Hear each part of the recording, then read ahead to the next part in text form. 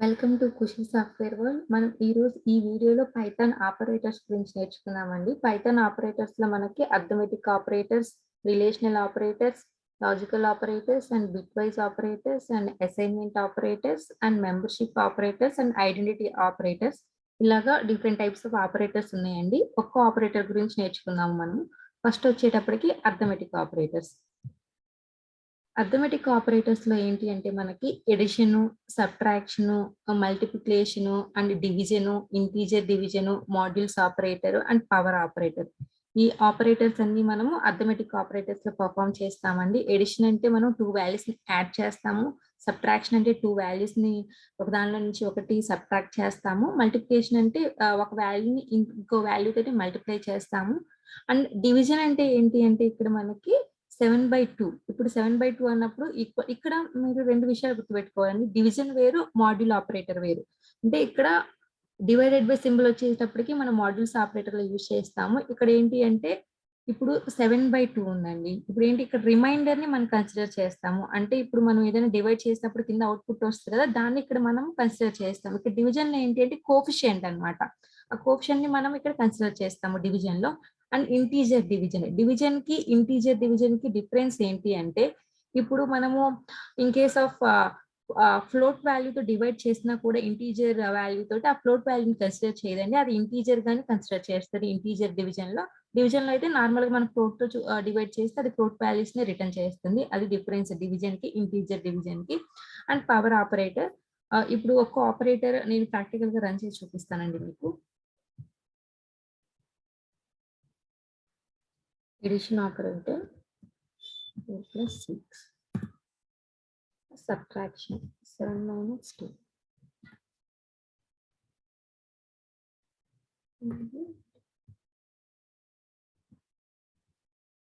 4 2s are 8.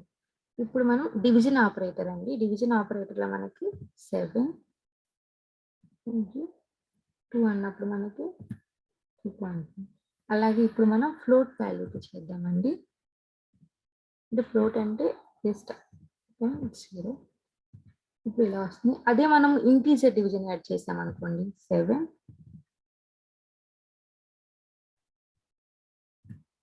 ఇప్పుడు మనకి 3నే వచ్చింది. ప్రీవియస్ డివిజన్ ఆపరేటర్ యూజ్ చేసినప్పుడు మనకి 3.5 వచ్చింది. ఇప్పుడు ఏంటి అంటే అవుట్‌పుట్ ఇంటీజర్ డివిజన్ యాడ్ చేసినప్పుడు 3 వచ్చిందండి. అంటే ఫ్లోట్‌తో చేసినా కూడా సేమ్ వస్తుంది చూడండి. 3 వస్తుంది. అంటే ఆ 5 అనేది అంటే ఫ్లోట్ వాల్యూస్‌ని కన్సిడర్ చేయదండి ఇంటీజర్ డివిజన్‌లో. అండ్ నెక్స్ట్ వచ్చేసి మాడ్యూల్ ఆపరేటర్ అంటే డివైడెడ్ బై సింబల్‌తో మనం ఇండికేట్ చేస్తామండి. అండ్ నెక్స్ట్ వచ్చి పవర్ ఆపరేటర్.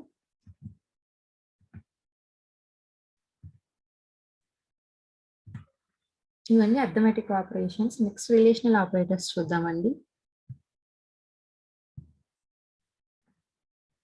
రిలేషనల్ ఆపరేటర్స్ ఏంటి అంటే మనకి less than, greater than, less than or equal to, greater than or equal to and equal to and not equal. ఈ symbols ని మనం రిలేషనల్ ఆపరేటర్స్ అంటామండి. నెక్స్ట్ లాజికల్ ఆపరేటర్స్ చూద్దాము. Logical operators లో మనకి అండ్, ఆర్, నాట్, ఎక్స్ఆర్ ఇలా ఉంటాయండి. And logical operators లో మనకి ఏంటి అంటే 2 స్టేట్మెంట్స్ ఉంటాయి, ఏ అండ్ బి అని చెప్పేసి. అండ్ ఏ అండ్ అంటే అండ్ సింబల్ వచ్చేసి ఇలా చూపిస్తామండి. అండ్ ఆర్ సింబల్ వచ్చేసి పైప్ సింబల్ తోటి, నాట్ అంటే నాట్ ఈక్వల్ అని చెప్పి చూపిస్తామండి. ఇక్కడ 2 స్టేట్మెంట్స్ ఉంటాయి. ఫర్ ఎగ్జాంపుల్ ఏ అనేది మనం 0 అనేది ఇక్కడ ఫాల్స్ గా కన్సిడర్ చేసుకుంటాము అండ్ 1 అనేది ట్రూ గా కన్సిడర్ చేసుకుంటాము. 0 equal to falls, 1 equal to true. And operations లో ఏంటి అంటే బోత్ స్టేట్మెంట్స్ ట్రూ అయినప్పుడు మాత్రమే అవుట్పుట్ అనేది ట్రూ అవుతుంది. రిమైనింగ్ అన్ని సందర్భాల్లో కూడా అది ఫాల్స్ అవుతుందండి. అది అండ్ ఆపరేషన్ అవుతుంది. ఆర్ అంటే ఏంటి అంటే ఏ ఒక్క స్టేట్మెంట్ ట్రూ అయినా కూడా అవుట్పుట్ అనేది మనకి ట్రూ అవుతుంది. రిమైనింగ్ అన్ని సందర్భాల్లో అది ఫాల్స్ అవుతుందండి. ఇది వచ్చేసేటప్పటికి ఆర్. నాట్ అంటే ఏంటి అంటే ట్రూ అంటే ఫాల్స్ అవుతుంది, ఫాల్స్ అంటే ట్రూ అవుతుంది అనమాట. ఇది logical operators. And logical operators లోనే మనకి ఎక్స్ఆర్ కదా, ఎక్స్ఆర్ ని మనం క్యాప్ సింబల్ తో చూపిస్తామండి. ఈ ఎక్స్ఆర్ ఏంటి అంటే బోత్ స్టేట్మెంట్స్ ఇదర్ ట్రూ అయినా ఫాల్స్ అయినా అవుట్పుట్ అనేది మనకు ఫాల్స్ అవుతుందండి. రిమైనింగ్ అన్ని సందర్భాల్లో కూడా ట్రూ అవుతుంది. ఇది ఎక్స్ఆర్ అన్నమాట. ఈ ఆపరేషన్స్ అన్ని కూడా ఇప్పుడు లాజికల్ ఆపరేటర్స్ అది అండ్ ఆర్ నాట్ ఎక్స్ఆర్ అన్ని ఆపరేటర్స్ మనం బిట్ వైజ్ ఆపరేటర్స్ లో యూజ్ చేస్తామండి. అది ఎలా ఏంటి అనేది చూద్దాము. ఇప్పుడు మనం చూసుకుంటే బిట్ వైజ్ ఆపరేటర్స్ లో left shift, right shift and or XOR not ఇలా ఉన్నాయి కదా. ఇప్పుడు 1 by 1 చూద్దామండి.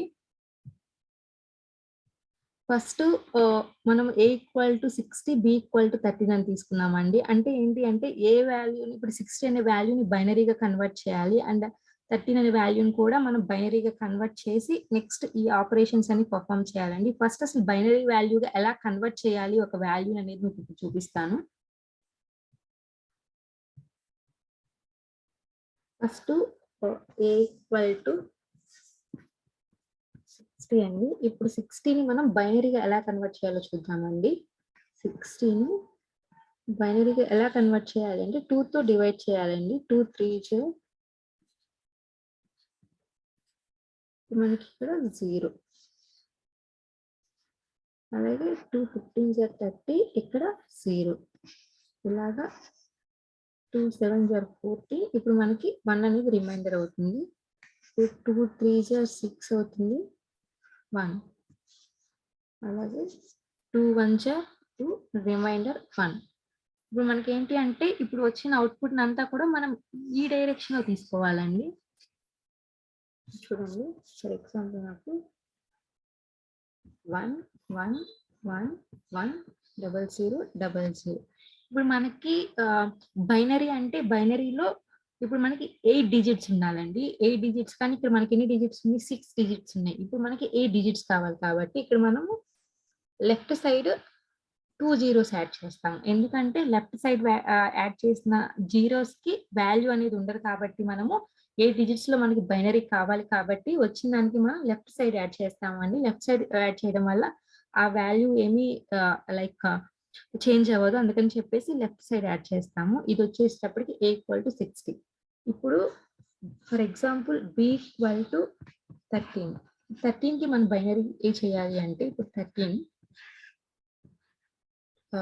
2 6 12 రిమైండర్ 1, 2 3 6 0, 2 1 2 అండ్ రిమైండర్ 1. ఇప్పుడు ఏంటి అండి మనకి మనం ఈ డైరెక్షన్ తీసుకోవాలండి. అవుట్పుట్ అనేది ఎప్పుడు కూడా బైనరీలో కన్వర్ట్ చేసేటప్పుడు మనకి 11 0 1 ఇక్కడ మనకి 4 డిజిట్స్ వచ్చినాయి కానీ మనకి బైనరీ అంటే 8 డిజిట్స్ ఉండాలి. అంటే ఇప్పుడు మనము లెఫ్ట్ సైడ్ 4 zeros యాడ్ చేసుకుంటాం. 0 0 0 0 అంటే రైట్ సైడ్ కాదండి లెఫ్ట్ సైడ్ యాడ్ చేయాలి. లెఫ్ట్ సైడ్ యాడ్ చేయడం వల్ల ఆ వాల్యూకి ఏమీ ఎఫెక్ట్ అవ్వదు. ఇప్పుడు బైనరీ అంటే 8 డిజిట్స్ కాబట్టి ఇది వచ్చేసేటప్పటికి 13 ఒక వాల్యూ, ఇది వచ్చేటప్పటికి 16 ఒక వాల్యూ అండి. ఇలా బైనరీలో కన్వర్ట్ చేసుకున్న తర్వాత మనము ఇక్కడ and or XOR not operations perform చేస్తాము. అది ఎలాగో ఏంటి అనేది ఇప్పుడు చూద్దామండి. ఇక్కడ చూస్తే a = 60, b = 13 అండి. 60 యొక్క బైనరీ ఫార్మాట్ వచ్చేసి ఇది అండ్ 13 ఒక బైనరీ ఫార్మాట్ వచ్చేటప్పటికి ఇదండి. ఇక్కడ మనం చూస్తే ఫస్ట్ a అండ్ b అనేది 2 స్టేట్మెంట్స్. ఇక్కడ మనం అండ్ ఆపరేషన్ పర్ఫామ్ చేస్తున్నాము. అండ్ ఆపరేషన్ అంటే ఏంటి అంటే బోత్ స్టేట్మెంట్స్ ట్రూ అయినప్పుడు మాత్రమే ట్రూ అవుతుంది. రిమైనింగ్ దాంట్లో ఫాల్స్ అవుతుంది. అంటే ఇక్కడ ట్రూ అంటే 1, 0 అంటే ఫాల్స్ అండి అలాగా. అండ్ ఏఆర్బి అంటే ఏంటి అంటే ఇక్కడ ఆర్ ఆపరేషన్ అంటే ఏ ఒక్క స్టేట్మెంట్ ట్రూ అయినా కూడా మనకి స్టేట్మెంట్ అనేది ట్రూ అవుతుంది. రిమైనింగ్ అన్ని సందర్భాల్లో ఫాల్స్ అవుతుంది.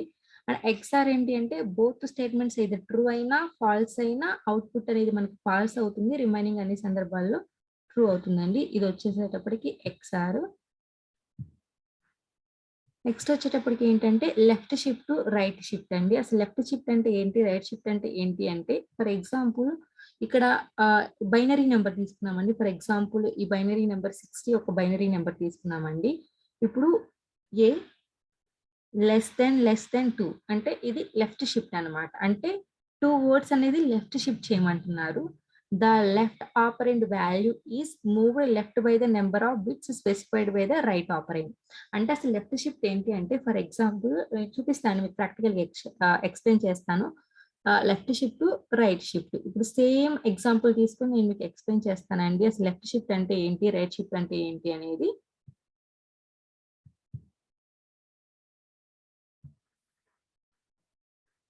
లెఫ్ట్ షిఫ్ట్ అంటే ఏం లేదండి. లెఫ్ట్ సైడ్ ఉన్న 2 వాల్యూస్ రైట్ సైడ్ మూవ్ అవుతాయండి సింపుల్‌గా. చూడండి.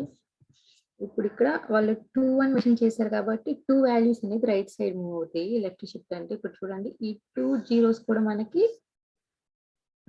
రైట్ సైడ్ మూవ్ అవుతాయి అన్నమాట. ఇప్పుడు చూడండి 1, 1, 0, 0 అండ్ 0, 0.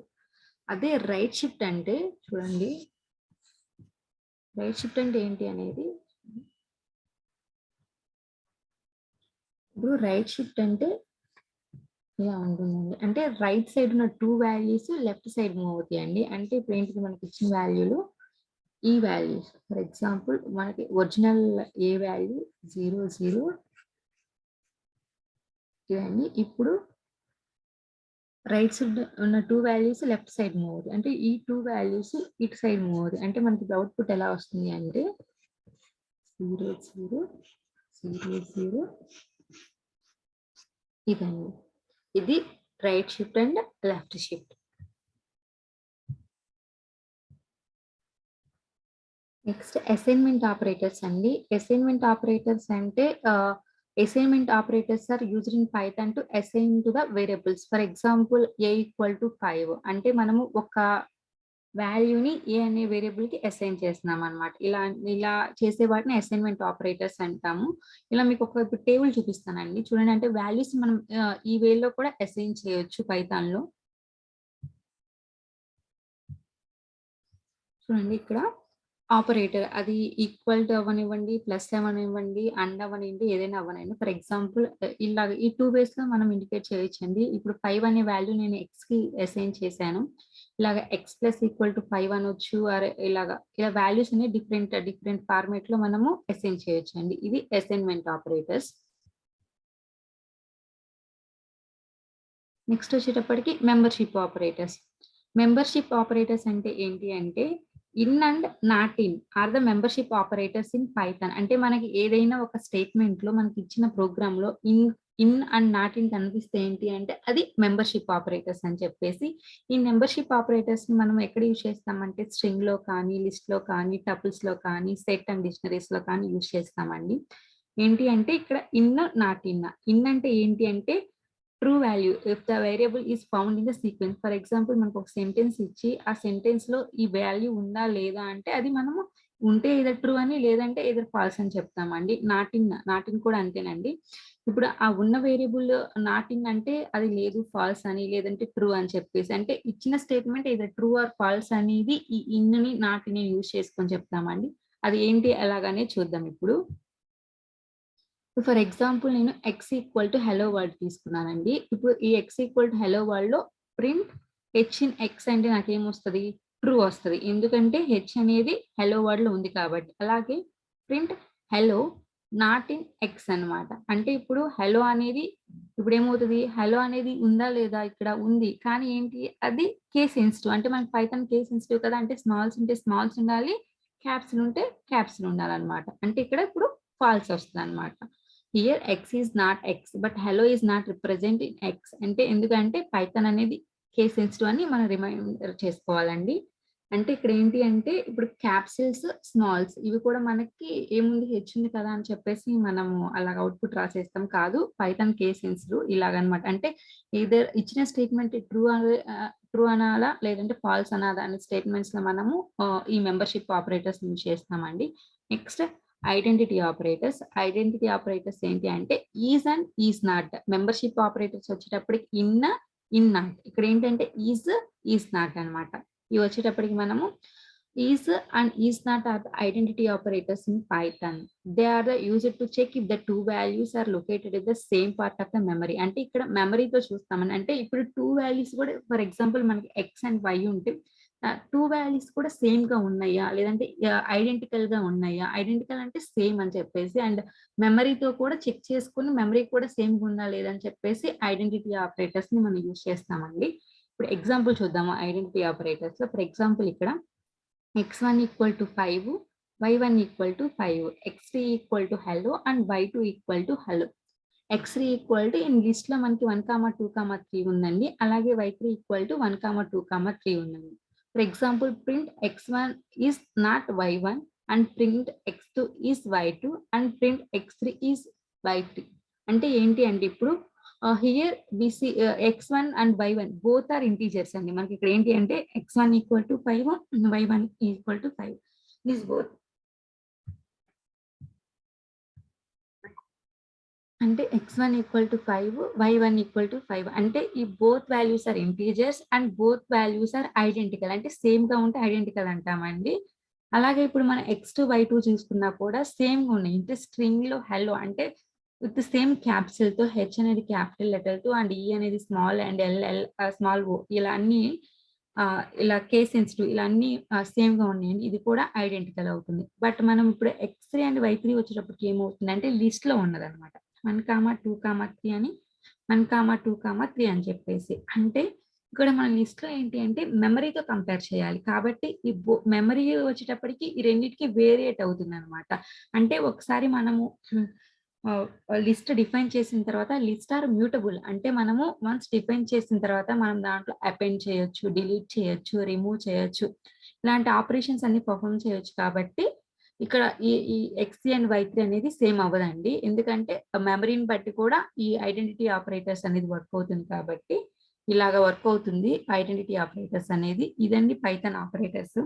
మీకు ఈ వీడియో నచ్చినట్టయితే లైక్ చేయండి, షేర్ చేయండి అండ్ సబ్స్క్రైబ్ చేయండి. Thank you.